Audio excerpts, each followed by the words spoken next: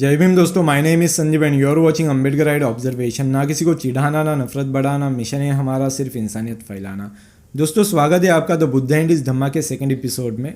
First episode में हमने introduction पर बात की थी, जिसमें बुद्धा के लाइफ एंड टीचिंग्स के बारे में बाबा साहेब अम्बेडकर जी ने 4 समस्या हमारे सामने रखी थी। पहली समस्या थी परिव्रजा को लेके, बुद्धा ने परिव्रजा क्यों की। दूसरी समस्या बाबा साहेब अम्बेडकर जी ने इंट्रोडक्शन में रखी थी 4 आर्य सत्य को लेके। तीसरी समस्या आत्मा, पुनर्जन्म और कर्म के सिद्धांतों को लेके थी। और चौथी समस्या भिक्षुगण को लेके थी, बुद्धिस्ट मॉन्क को लेके थी। तो दोस्तों इस वीडियो को आपने मिस किया हो तो कमेंट सेक्शन में मैं लिंक शेयर कर देता हूँ, लिंक पर क्लिक करके आप उस वीडियो को देख सकते हो। अब बढ़ते हैं दोस्तों आज के वीडियो की तरफ, जिसका टाइटल और थंबनेल में हमने लिखा है हिंदू बालक भीमराव रामजी अंबेडकर और उनका विद्रोह। तो दोस्तों आपको एक बात को समझना होगा, जिन लोगों को गुस्सा आया होगा कि हिंदू बालक भीमराव रामजी अंबेडकर ऐसा क्यों कह रहे हो, तो बाबा साहेब अंबेडकर जी ने 1935 में एवला परिषद में कहा था कि though I was born a Hindu untouchable, I solemnly assure that I will not die as a Hindu. Hindu करके मैं जन्मा हूँ पर हिंदू करके मैं मरूंगा नहीं। तो बाबा साहेब अंबेडकर जी ने ये 1935 में कहा था। इसका दूसरा मतलब ये होता है कि वो ये स्वीकार कर रहे हैं कि मेरा जन्म हिंदू धर्म में हुआ था। अगर आप बाबा साहेब अम्बेडकर जी के 1918 से लेकर 1934 तक के भाषण देखोगे तो कई बार उन्होंने जिक्र किया है कि we are not part of Hindu, but जो क्लियर और कंसिस्टेंट बताया 1935 में बताया कि हिंदू करके मैं जन्मा हूँ पर हिंदू करके मरूंगा नहीं। इसलिए दोस्तों इस वीडियो के थंबनेल और टाइटल में हमने जिक्र किया है कि हिंदू बालक भीमराव रामजी अंबेडकर और उनका विद्रोह। तो उनका विद्रोह क्या था, तो उस विद्रोह को जानना है तो द बुद्धा एंड इस धम्मा के प्रीफेस को आप लोग पढ़ोगे तो उसमें आपको क्लियर हो जाएगा। दोस्तों मैं आपको इसकी रीडिंग हम लोग बाद में करेंगे। फिलहाल मैं आपको नॉर्मली बता देता हूँ कि बाबा साहेब अम्बेडकर प्रीफेस में उनके पिताजी के बारे में क्या कह रहे हैं। बाबा साहेब अम्बेडकर बताते हैं कि मेरे पिताजी मिलिट्री में ऑफिसर थे, एट द सेम टाइम वो एक धार्मिक किस्म के व्यक्ति थे, वो कबीरपंथी थे। उनके पिताजी बाबा साहेब अम्बेडकर जी के पिताजी रामानंद पंथी के थे, पर बाबा साहेब अम्बेडकर जी के पिताजी ये कबीरपंथी थे। और कबीरपंथी लोग मूर्ति पूजा पर विश्वास नहीं रखते, आइडल वर्शिप नहीं करते, पर बावजूद इसके मतलब बाबा साहेब अम्बेडकर जी के पिताजी ये कबीरपंथी होने के बावजूद मूर्ति पूजा करते थे, गणपति की पूजा वो करते थे। और क्यों करते थे, तो परिवार का भला होने के लिए। ये बाबा साहेब अम्बेडकर जी खुद बता रहे हैं प्रीफेस में द बुद्धा एंड इस धम्मा के। तो दोस्तों यहाँ पे हमें क्या समझता है, तो यहाँ पर हमको ये समझ रहा है कि बाबा साहेब अम्बेडकर जी का जो पालन पोषण है वो हिंदू तरीके से ही हुआ है। इवन उनकी शादी भी हिंदू रीति रिवाज से हुई है। और बाबा साहेब अम्बेडकर इसमें बताते हैं द बुद्धा एंड इस धम्मा में कि रोज़ सोने से पहले मुझे और मेरे बड़े भाई को, मेरे बहन को और घर में जमे हुए लोगों को रामायण और महाभारत की कथा सुनानी पड़ती थी। ये बाबा साहेब अम्बेडकर खुद द बुद्धा एंड इस धम्मा में कह रहे हैं। मतलब आप सोच कर देखिए कि बाबा साहेब अम्बेडकर को हम कथावाचक भी कह सकते हैं। अगर कोई कह दे कि बाबा साहेब अम्बेडकर एक अच्छे कथावाचक थे तो इसमें भी कोई एग्जैजरेशन नहीं होगा, मान लिया जा सकता है, क्योंकि बाबा साहेब अम्बेडकर कथावाचक थे, लोगों को कथा वो बचपन से सुना रहे थे। तो ये बात भी आपको समझनी चाहिए। तो यहाँ से तो आपको क्लियर हो गया कि बाबा साहेब अम्बेडकर जी का पालन पोषण हिंदू रीति रिवाज से हुआ है। पर बाबा साहेब अम्बेडकर जी ने विद्रोह क्या किया है, क्योंकि थंबनेल इसका ये है कि हिंदू बालक भीमराव रामजी अंबेडकर और उनका विद्रोह। देखिए दोस्तों बाबा साहेब अम्बेडकर जी कोई पहले बालक नहीं थे हिंदू में से कि जिन्होंने ये विद्रोह किया है। ऐसे कई बालक उनसे पहले भी होकर गए हैं, आगे भी होने वाले हैं, क्योंकि जाति प्रथा और छुआछूत तो बाबा साहेब अम्बेडकर जी के प्रयासों की वजह से मिट चुकी है, कुछ हद तक बची है। मतलब उसको 1% भी हम लोग नहीं कह सकते, कुछ हद तक बची है गाँवों में, बट छुआछूत मिट चुकी है। पर जो जातिवाद है उसका जहर अब भी, उसका असर समाज में हो रहा है और उसका परिणाम धर्मांतरण के रूप से ही हिंदुओं को भुगतना पड़ेगा। तो दोस्तों बाबा साहेब अम्बेडकर जी आगे क्या कहते हैं, आगे वो बताते हैं कि जब मैं 4वीं कक्षा की परीक्षा उत्तीर्ण हुआ तब हमारे समाज के लोगों ने मेरा सत्कार करने का सोचा, मुझे बधाई देने के लिए एक कार्यक्रम करने का सोचा। और वो मेरे पिताजी के पास आए और उनसे परमिशन मांगी, पर मेरे पिताजी ने परमिशन नहीं दी। उन्होंने इसलिए परमिशन नहीं दी कि इससे बच्चे बिगड़ जाते हैं, इससे बच्चे हवा में उड़ने लगते हैं, बच्चे बिगड़ जाते हैं। इस वर्ड को आप लोग ध्यान रखिए। द बुद्धा एंड हिज धम्मा में शब्दों को बहुत अच्छे से सिलेक्ट किया गया है, पर समझने के तौर पर मैं कुछ शब्दों को आज के कॉन्टेक्स्ट में या फिर आज के तरीके से मैं बताने की कोशिश कर रहा हूँ। तो इससे बच्चे हवा में उड़ने लग जाते हैं, बच्चों में हवा भर जाती है। इस तरह की बाबा साहेब अम्बेडकर के पिताजी बात कर रहे थे, अपने समाज के लोगों को समझा रहे थे, पर समाज के लोग माने नहीं। और वो डॉक्टर बाबा साहेब अम्बेडकर जी के पिताजी के जो बेस्ट फ्रेंड थे दादा केऊसकर, उनके पास जाते हैं और उनको रिक्वेस्ट करते हैं कि आप उनको मनाइए, बाबा साहेब अम्बेडकर जी के पिताजी को, क्योंकि बाबा साहेब अम्बेडकर जिस समाज से थे, अस्पृश्य समाज से, उनका ऐसा मानना था कि चौथी कक्षा तक आज तक हमारे समाज में कोई भी नहीं पहुंचा है, और बाबा साहेब अम्बेडकर ये पहुँचे हैं, भीमराव अम्बेडकर ये पहुँचे, तो इसलिए उनका हमको सत्कार करना है। मतलब लोगों को बताना है कि हमारा बच्चा भी देखिए चौथी कक्षा तक पहुँचा है। तो लोगों में एक प्राउड फीलिंग थी बाबा साहेब को लेके, इसलिए दादा केऊसकर ने बीच में इंटरवेन किया और बाबा साहेब अम्बेडकर जी के पिताजी को मनाया। और फिर यहाँ पर सबसे इम्पोर्टेंट चीज़ है, जब वो प्रोग्राम हुआ, उस प्रोग्राम में दादा केऊसकर जी ने ही अध्यक्ष का पद लिया था, और प्रोग्राम में दादा केऊसकर जी ने डॉक्टर बाबा साहेब अम्बेडकर जी को, मतलब हिंदू बालक भीमराव रामजी अम्बेडकर जी को, एक किताब उनको गिफ्ट की। वो किताब वो मैं आपको पोर्शन पढ़कर सुनाता हूँ, बड़ा ही इंटरेस्टिंग पोर्शन है वो। दादा केऊसकर जी के बारे में बाबा साहेब अम्बेडकर बात कर रहे हैं। At the end of his address he gave me as a gift copy of book on the life of Buddha which he had written for Baroda Sayajirao oriental series. I read the book with great interest and was greatly impressed and moved by it। मतलब बाबा साहेब अम्बेडकर बता रहे हैं कि दादा केऊसकर जी ने जो Sayajirao oriental series के लिए किताब लिखी थी बुद्धा के लाइफ के बारे में, वो किताब बाबा साहेब अम्बेडकर जी को गिफ्ट दी दादा केऊसकर जी ने। और उस किताब को पढ़ने के बाद बाबा साहेब अम्बेडकर जी में जो परिवर्तन आया या जो विद्रोह की भावना उनमें उत्पन्न हुई, वो यहीं से हुई। अब आप ये सोच लीजिए दादा केऊसकर कौन थे? हिंदू।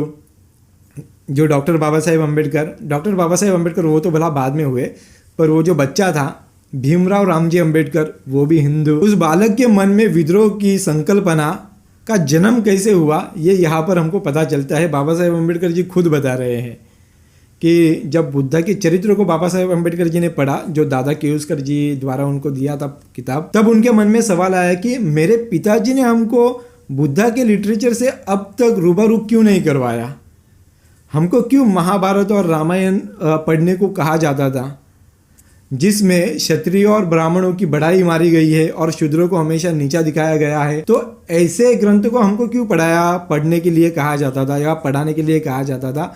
बुद्ध के चरित्र के बारे में मेरे पिताजी ने हमको क्यों नहीं रूबरू करवाया?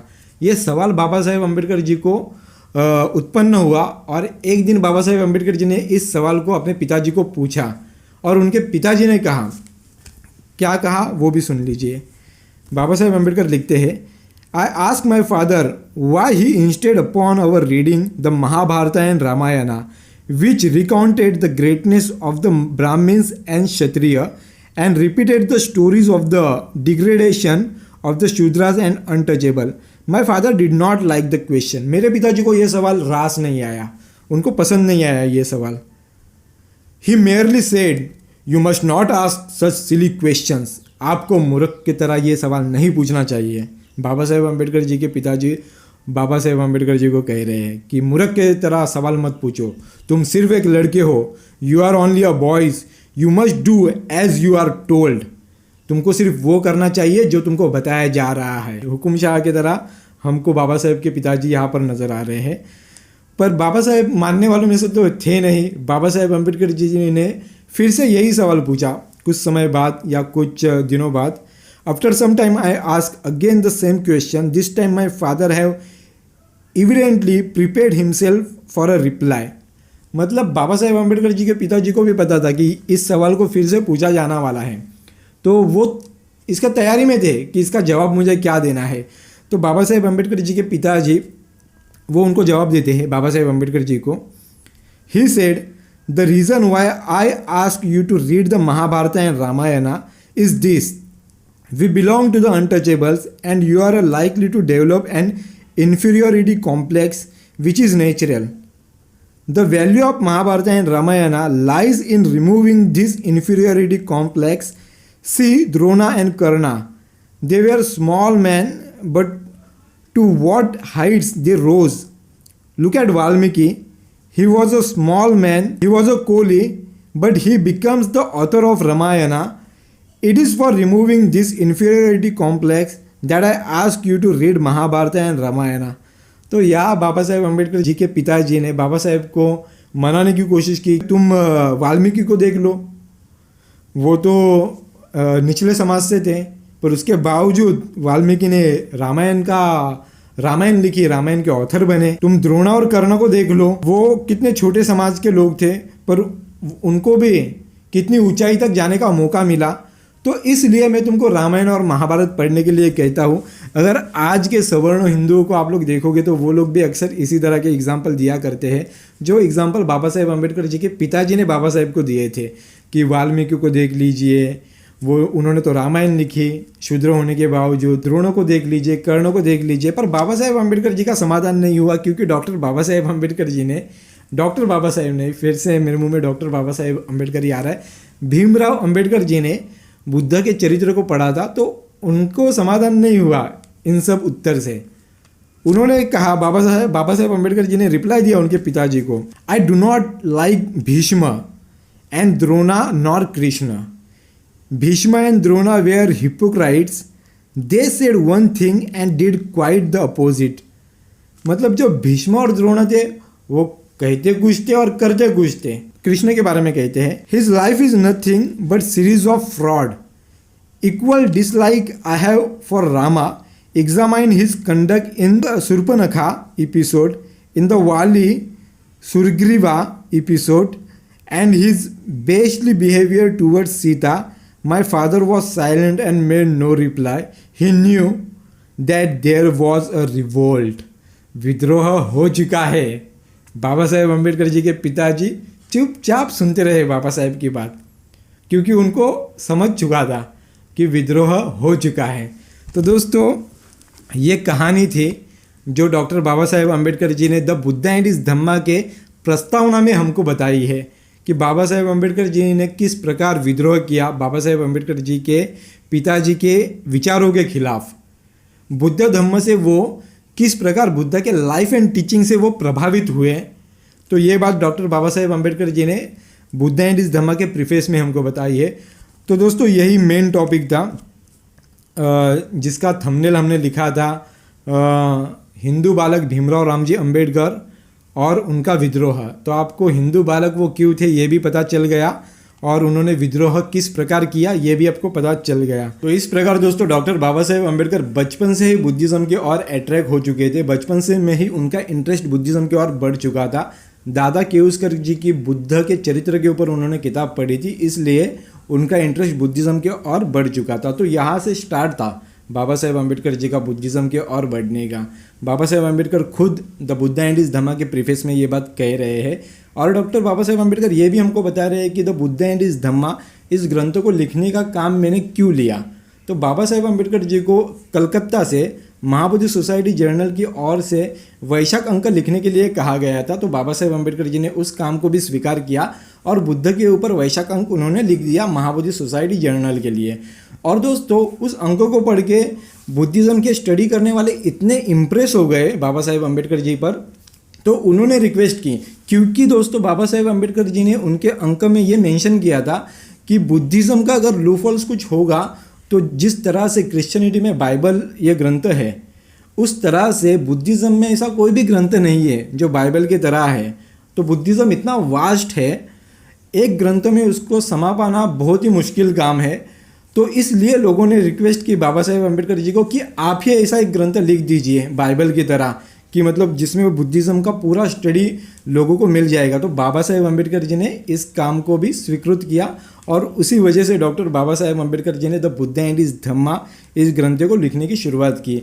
वो जो आर्टिकल्स लिखा था उस आर्टिकल्स में बाबा साहेब अम्बेडकर ने कई सारी बातें की थी जिससे जो बुद्धिस्ट रिसर्चर लोग हैं, बुद्धिज़्म पर जो स्टडी करने वाले लोग हैं, वो लोग बाबा साहेब पर इम्प्रेस हुए थे। बाबा साहेब अम्बेडकर उस आर्टिकल्स में कहते हैं कि अगर मॉडर्न वर्ल्ड में रिलीजन की ज़रूरत हो तो केवल बुद्धिज़्म ही सर्वाइव कर सकता है, और जो साइंस को साथ लेकर चलने वाला रिलीजन है वो केवल बुद्धिज़्म ही है। तो इस तरह से बाबा साहेब अम्बेडकर जी ने बुद्धिस्ट स्कॉलर को भी अपने तरफ अट्रैक्ट किया था, और उन स्कॉलर्स लोगों ने डॉक्टर बाबा साहेब अम्बेडकर जी को रिक्वेस्ट की कि आप ऐसा ग्रंथ लिख दीजिए। इसलिए डॉक्टर बाबा साहेब अम्बेडकर जी ने इस ग्रंथों को लिखने का काम शुरू किया। बाबा साहेब अम्बेडकर सिर्फ उन्होंने जिस तरह से प्रेजेंट किया है उस प्रेजेंटेशन को खुद वो बताते हैं कि मैंने काफ़ी सिंपल तरीके से आपके सामने प्रेजेंट करने की कोशिश की है। ये जो ग्रंथ है ये बहुत परफेक्ट है या बहुत अच्छा है ऐसा मैं नहीं कह रहा हूँ, या इसमें कोई गलती नहीं है ऐसा बिल्कुल भी नहीं कह रहा हूँ।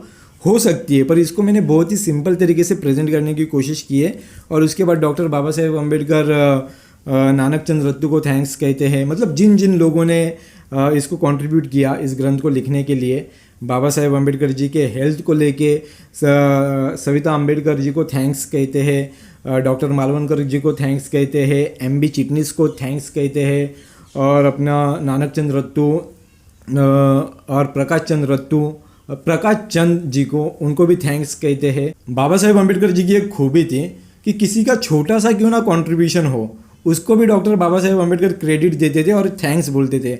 अगर आप कॉन्स्टिट्यूंट असेंबली में उनका भाषण सुनोगे तो BN राव हो या फिर एकदम चपरासी से लेके हर किसी को बाबा साहेब अम्बेडकर जी ने थैंक्स बोला था कि जिसका भी कॉन्स्टिट्यूशन ऑफ इंडिया बनने में जिसका भी कंट्रीब्यूशन है उन सबको बाबा साहेब अम्बेडकर जी ने थैंक्स बोला था। देखा जाए तो सबसे बड़ा कंट्रीब्यूशन डॉक्टर बाबा साहेब अम्बेडकर जी का ही था, और कॉन्स्टिट्यूंट असेंबली में भी सभी लोग यही कह रहे थे कि बाबा साहेब अम्बेडकर जी की वजह से ये कॉन्स्टिट्यूशन बन पाया।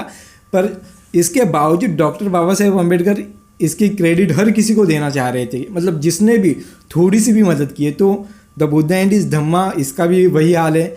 बाबा साहेब अम्बेडकर जी ने लिखा पर बाबा साहेब अम्बेडकर जी ने हर किसी को क्रेडिट दी, मतलब सविता अम्बेडकर जी को दी, MB चिटनिस को दी, नानक चंद रत्तू को दी, प्रकाश चंद को दी, और उनके सेहत का ख्याल रखने वाले डॉक्टर मालवणकर को दी। तो ये बाबा साहेब अम्बेडकर जी का बड़प्पन है। तो दोस्तों आज के वीडियो में इतना ही, और इस प्रीफेस को आप लोग एग्जैक्टली अगर जानना चाहते हो तो आप लोग इसको पढ़कर आपको बहुत सारी चीज़ें समझ में आएगी, क्योंकि मैंने इसकी जो स्टार्टिंग थी, a question is always asked to me how I happen to take such high degree of education, another question is being asked why I am incline towards Buddhism. तो यहाँ से स्टार्ट होता है, तो आप इसको पढ़िए। मैंने पूरा आपको बता दिया है, जो मुझे इंपॉर्टेंट लग रहा था वो चीज़ मैंने आपको बता दी है।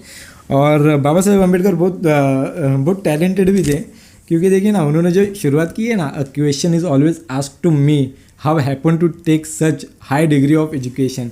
इससे ये साबित होता है कि जो भी इंसान इस किताब को पढ़ेगा वो समझेगा कि जिस इंसान ने इस किताब को लिखा है वो बहुत ज़्यादा हाई एजुकेटेड इंसान है। बाबा साहेब अम्बेडकर जी का जो लिखने का तरीका है, he was really master person, you know. और बाद में बाबा साहेब अम्बेडकर पूछते हैं कि नहीं इसका जवाब देने की तो मुझे कोई ज़रूरत नहीं है, क्योंकि this is not the perfect place to answering for this question. उन्होंने सेकंड क्वेश्चन का जवाब दिया है कि बुद्धिज़्म के और में क्यों बढ़ा, है ना। क्या लिखा है, another question is being asked why I am incline towards Buddhism के और में क्यों बढ़ा। तो इसका जवाब बाबा साहेब अम्बेडकर जी ने प्रीफेस में दे दिया है, जो मैंने भी आपको बता दिया है। वीडियो में दी गई जानकारी अगर आपको पसंद आई हो तो वीडियो को लाइक और शेयर करना मत भूलिए। अगर आप हमारे चैनल पे नए आए हो तो लाल कलर का सब्सक्राइब बटन दबाकर बाजू में बेल आइकन को प्रेस करके ऑल पे क्लिक कर दीजिए, ताकि आने वाले समय में आपको ऐसी जानकारी भरी वीडियो मिलती रहे। मिलते हैं नेक्स्ट वीडियो में, तब तक के लिए जय भीम, नमो बुद्धाय।